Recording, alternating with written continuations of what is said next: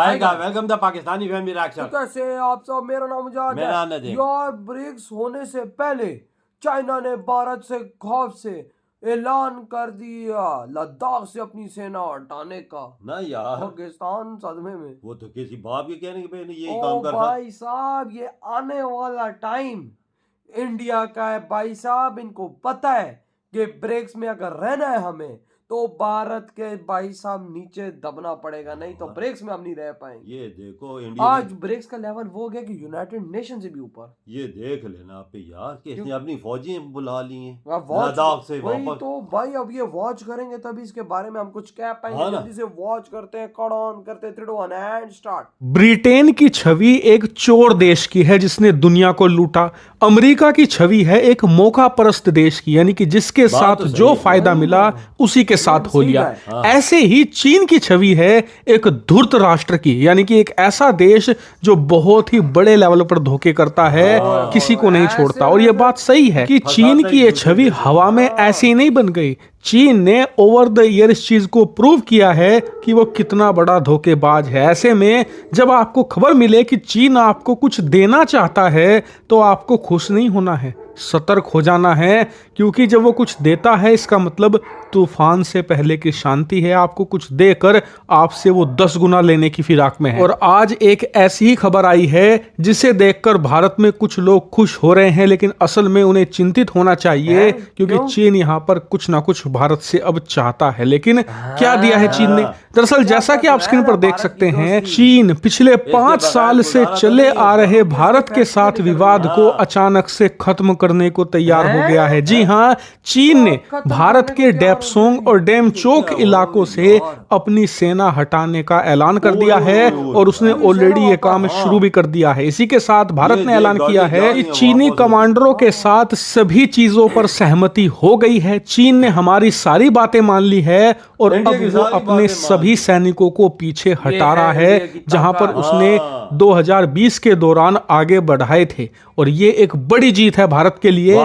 लेकिन उससे भी ज्यादा हैरान करने वाली बात तो ये है कि चीन ने भारत की वो शर्तें मान ली जिन पर वो पिछले 5 सालों से अड़ा हुआ था। क्या थी शर्तें? पेट्रोलिंग की। भारत ने कहा था कि 2020 से पहले हमारे सैनिक जिन इलाकों में पेट्रोलिंग किया करते थे हम वहीं तक फिर से पेट्रोलिंग करेंगे। और चीन ने अब 5 सालों तक अपनी चली आ रही जिद को छोड़ दिया है और इस बात को, इस शर्त को भी मान लिया है। और यहीं पर सबका माथा ठनक चुका है कि चीन इतना जिद्दी देश है कि आसानी से कुछ नहीं देता। अचानक से वो सेना हटा रहा है भारतीय सीमा से, फिर वो भारत को पेट्रोलिंग भी करने दे रहा है।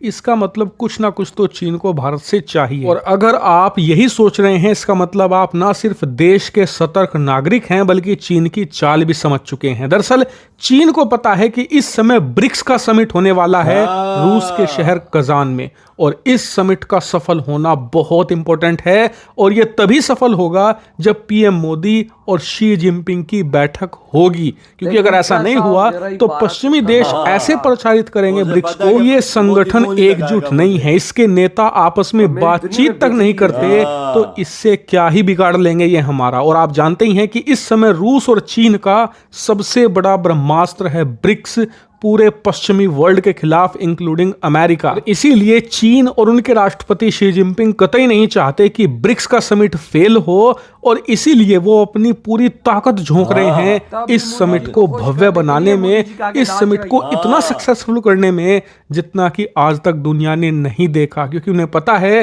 कि ब्रिक्स अगर सफल हो गया तो ये ना सिर्फ G7 को टक्कर देगा बल्कि पूरे पश्चिमी ब्लॉक को हिलाकर रख देगा। और अमेरिका इस समय इसी से चिढ़ा हुआ है, क्योंकि ब्रिक्स सफल हो गया। ये दूसरे विश्व युद्ध के बाद अब तक की अमेरिका को सबसे बड़ी चुनौती होगी जो दुनिया के सबसे ताकतवर देश भारत, रूस और चीन पेश कर रहे होंगे। यही कारण है कि चीन इस समय अपनी सारी चीजें भुलाकर सिर्फ और सिर्फ ब्रिक्स पर फोकस कर रहा है। वो चाहता है कि एक मीटिंग हो जाए पीएम मोदी की शी जिनपिंग के साथ, ताकि एक यूनिटी का मैसेज जाए। पश्चिमी देश खासकर कि अमेरिका देखें कि ब्रिक्स के देश कितने ज्यादा एकजुट हैं, इनकी एकता कितनी ज्यादा मजबूत है। यही कारण है कि चीन इतने एफर्ट कर रहा है। लेकिन ये बात मानकर हमें ये भूल नहीं जाना चाहिए कि चीन का क्या धोखेबाज वाला इतिहास रहा है।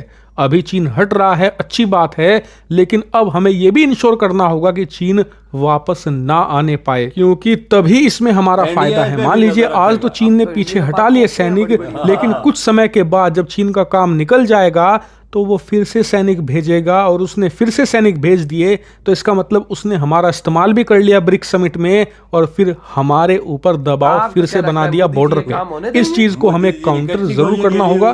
फिलहाल ये भारत के लिए अच्छी खबर है कि 5 साल से चला आ रहा विवाद काफी हद तक खत्म होने की कगार पर है। हालांकि इस पूरे मामले पर आपका क्या मानना है, कमेंट करके बताइए। यार बहुत बहुत मुबारक हो, फाइनली चाइना ने अपनी सारी सेना हटा दी है वहां से और वो तैयार हो गए, और भाई साहब उसका ट्रकों का ट्रक भर के इस टाइम वापस जा रहे हैं। और उसने भारत को बोल दिया है कि भाई साहब आप जहां तक थे, आपका जो हिस्सा था, जो मैंने जिस पे भाई साहब अंदर आके अवैध कब्जा किया हुआ, वो मैं खाली कर रहा हूँ। 6 सालों से ये मसला हल हुआ था, एकदम ऐलान कर दिया इसने कि मैं सबको छोड़ रहा हूँ और अपनी फौज बुला रहा हूँ। ओ भाई मोदी जी ने एक बात बोली थी, मुझे अच्छी तरह से याद है। उन्होंने बोला था कि चाइना वालों तुम खुद हमें हमारे हिस्से वापस करोगे, और आज वही बात हुई कि उन्होंने खुद बोला कि ले लो अपने हिस्से, मैं वापस जा रहा हूँ। ये देख मेरे क्योंकि भाई मोदी जी ना दिमाग से ऐसी गेम खेलते ही कि अगला भाई साहब नपुंसक हो जाता है। ये बात तो है ओ भाई आप खुद देखो कि एक मोदी जी ने पूरे चाइना को अपने आगे झुका दिया। और भाई शी जिनपिंग ने ये इसलिए किया कि भाई साहब भारत के साथ हमारी मुलाकात हो क्या भाई साहब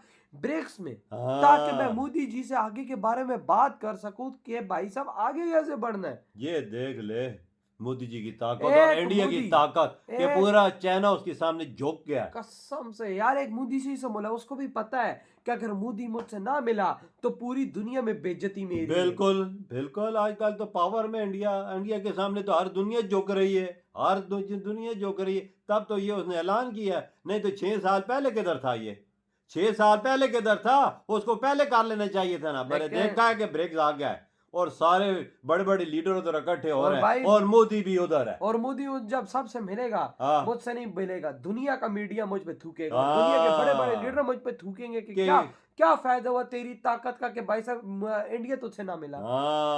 क्योंकि दुनिया के बड़े बड़े मीडिया वाले उधर पहुंचे होंगे और कवर कर रहे होंगे इस चीज को। वाकया भाई, भाई साहब मोदी जी के आगे ये नचनिया बन गई चाइना। और नाच नाच के कह रहा है कि भाई जो कराना है करा लो। पहले चाइना ये ढोल बजाता था कि ये मेरा इलाका, ये मेरा लदा है, इस साइड पे देख अपनी फौजी खुद निकाल के ट्रकों के ट्रक लेके जा रहे हैं। भाई साहब ट्रकों के ट्रक वही तो भरे हैं और भाई वो वापस जा रहे हैं इस टाइम। कभी ये किसी की सुनता था? आज ऐसा खुद ही ऐलान कर दिया है, मुझे तो समझ ही नहीं आया इसको क्या। मोदी जी कच्ची गोलियां नहीं खेलते, मोदी जी ने वहां पे राफेल लगाए हुए हैं, T-90 बीचमार टैंक लगाए हुए हैं, बड़े बड़े रडार लगाए हुए हैं, S-400 जैसे डिफेंस सिस्टम लगाए हुए हैं। तो आप खुद सोचो कि चाइना का बाप भी अब नहीं आ पाएगा। और भाई इन सबसे बड़ी बात, इस टेक्नोलॉजी तो छोड़ो भाई, उधर भारत के जवान सीना तान के खड़े होंगे अब यार, उनको घुसने तो नहीं देंगे। वजह कोई ये तो नहीं इंडियन बॉर्डर खाली अपना कार्य इन पे नजर नहीं रखेंगे, इन पे जैसे ऐसी नजर रखेंगे जैसे बाज और शाहीन रखता है, ये पता है, ईगल जैसी नजर हो। और भाई साहब ये वाकया में आप भारतीयों के लिए बहुत बड़ी कामयाबी है कि आज चाइना खुद पीछे हट चुका और इंडिया के पाँव में गिर चुका है। ऐसे बोल इंडिया के पाँव में गिरा क्या वो इंडिया को बोल रहा है भाई ब्रिक्स में मिलो, मैं सब कुछ खत्म कर रहा हूँ। भाई साहब बात खत्म, इसका समझे कि पूरा चाइना गिर जाएगा इंडिया के भाई। तो भाई साहब आपकी क्या थॉट, और बहुत बहुत मुबारक हो आज फाइनली 6 साल बाद मोदी जी ने भारत को इतनी बड़ी कामयाबी दिलाई। इधर ही वीडियो खत्म करते हैं, तो बाय।